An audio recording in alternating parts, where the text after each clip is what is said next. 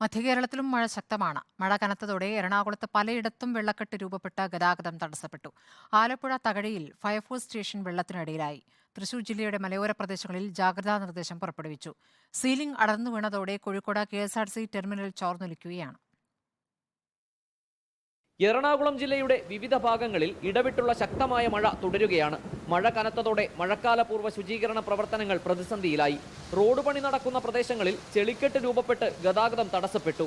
മഴ നിർത്താതെ തുടർന്നാൽ ജില്ലയുടെ തീരപ്രദേശങ്ങളിലെ സ്ഥിതിയും ആശങ്കയിലാകും. ശക്തമായ കാറ്റും മോശം കാലാവസ്ഥയും പ്രതീക്ഷിക്കുന്നതിനാൽ ഇനിയൊരു അറിയിപ്പുണ്ടാകുന്നതുവരെ മത്സ്യത്തൊഴിലാളികൾ കടലിൽ പോകരുതെന്ന് കാലാവസ്ഥാ നിരീക്ഷണ കേന്ദ്രം അറിയിച്ചു. വ്യാപക മഴയെ തുടർന്ന് തൃശൂർ ജില്ലയുടെ മലയോര മേഖലകളിൽ ജാഗ്രതാ നിർദ്ദേശം പുറപ്പെടുവിച്ചു.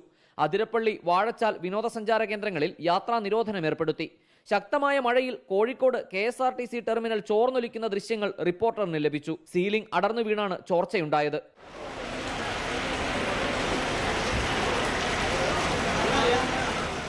ആലപ്പുഴയിലെ തകഴി ഫയർഫോഴ്സ് സ്റ്റേഷനിലും വിശ്രമമുറിയിലും ശുചിമുറിയിലും വെള്ളം കയറി.